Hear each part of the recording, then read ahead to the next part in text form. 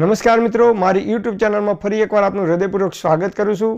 જે લોકોએ મારી ચેનલને સબસ્ક્રાઇબ કરી છે અને જેમને સબસ્ક્રાઇબ નથી કરી પરંતુ મારા વિડીયો જોવે છે, કોમેન્ટ કરે છે, એ દરેકનો ખૂબ ખૂબ ધન્યવાદ। આજકાલ તમે જુઓ તો નાના બાળકોને એટલે કે નાની ઉંમરમાં ઘણા બધા લોકોને કિડની ફેલ થવાના કેસ જોવા મળે છે। એક તો 12 સાયન્સનો વિદ્યાર્થી છે જેને ધોરણ 12 સાયન્સની પરીક્ષા આપવાના પહેલાં જ 2 કિડની ફેલ થઈ હતી અને બીજા એક અમારા સંબંધી છે કે જેમને માત્ર 46 વર્ષની ઉંમરે એટલે હજુ તો એમનો દીકરો અને દીકરી નાના છે, ભણે છે, અભ્યાસ કરે છે અને એમને પણ 2 કિડની ફેલ છે। તો એમની કિડની કેવી રીતે ફેલ થઈ એના વિશેનું હું આજે તમને સત્ય ઘટના કહેવા માટે જઈ રહ્યો છું। 12 સાયન્સના વિદ્યાર્થી એટલે કે મારા મિત્ર જ છે, તમે એની કિડની કેવી રીતે ફેલ થઈ એના વિશેનું હું તમને જાણકારી આપું છું। તો એના પપ્પાને મેં પૂછ્યું તો એમણે કહ્યું કે એને કોઈ વ્યસન નહોતું, બીડી, તમાકુ, માવો, મસાલો, ગુટકા, દારૂ કોઈ વ્યસન નહોતું, તો કેવી રીતે એને કિડની ફેલ થઈ? તો મેં પૂછ્યું કે બહારના કોઈ નાસ્તા ખાવાનું કે ઠંડા પીણા પીવાનું, થમ્સઅપ, કોકાકોલા, પેપ્સી એવું પીવાનું કોઈ એને શોખ કે એવી કોઈ ટેવ હતી?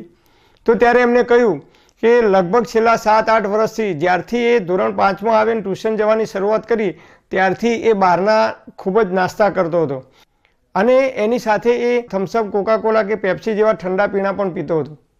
અને એમણે એ પણ ઉમેર્યું કે ઉનાળામાં જ્યારે મહેમાન આવે ઘરે ત્યારે અમે જે બોટલ લાવ્યા હોય 2 લીટરની કે 1.5 લીટરની મહેમાનો માટે અને ફ્રીજમાં મૂકી હોય થમ્સઅપ, પેપ્સી, કોકાકોલાની કે જે કંઈ બોટલ હોય એ 2 જ દિવસમાં કે એ પૂરી કરી દેતો હતો। એ પછી જોઈએ તો આજકાલ યુવાનોની અંદર એક ઠંડા પીણા પીવાની ફેશન ચાલે છે।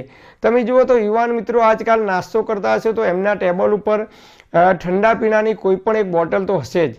બહારનો નાસ્તો આપણે આજે કરીએ તો એની અસર આજે થતી નથી, પરંતુ લગભગ 5, 8 કે 10 વર્ષ સુધી કન્ટિન્યુ આપણે બહારના નાસ્તા કરીએ, બહારનું જમવાનું કે ઠંડા પીણા પીએ તો લાંબા સમય પછી આપણને કેન્સર, કિડનીની બીમારી કે ફેફસાની બીમારી પણ થઈ શકે છે।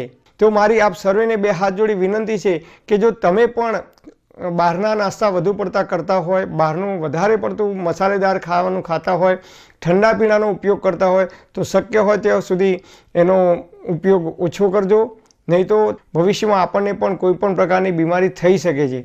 અને તમે જુઓ બહારના નાસ્તા જે હોય એ લોકો રોજે રોજ તેલ બદલતા નથી।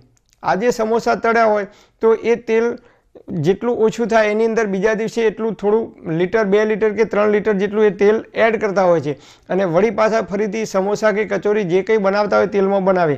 આમ એ લોકો રોજે રોજ તળેલા તેલથી જ વારંવાર વસ્તુઓ તળતા હોય છે અને એના કારણે આપણે એ વસ્તુઓ ખાવાથી વધારે આપણને નુકસાન થાય છે, કારણ કે તળેલા તેલનો જો ફરીથી ઉપયોગ કરીએ તો એ આપણા શરીર માટે ખૂબ જ નુકસાન કરતા છે। પછી જોઈએ તો જે ચીજા અમારા એક સંબંધી છે તો મેં કહ્યું કે એમને કોઈ તો એક તો મસાલા ખાવાની અને બીડી પીવાની ખૂબ ટેવ છે। એ સિવાય એક વિશેષ વાત એમની એ જાણવા મળી મને, એમના પત્નીએ કહ્યું છેલ્લા 20 વર્ષથી એમ કે બહારનું નાસ્તો કરે છે, બહારનું જમવાનું દરરોજ એક ટાઈમ બહારનું જ જમે છે અને એમને રોજે રોજ સારું સારું ખાવાની ટેવ છે। એટલે કે રોજે રોજ અલગ અલગ વાનગીઓ, તળેલી વાનગીઓ અને તીખા મસાલાવાળી વાનગીઓ ખાવાની ખૂબ જ ટેવ છે।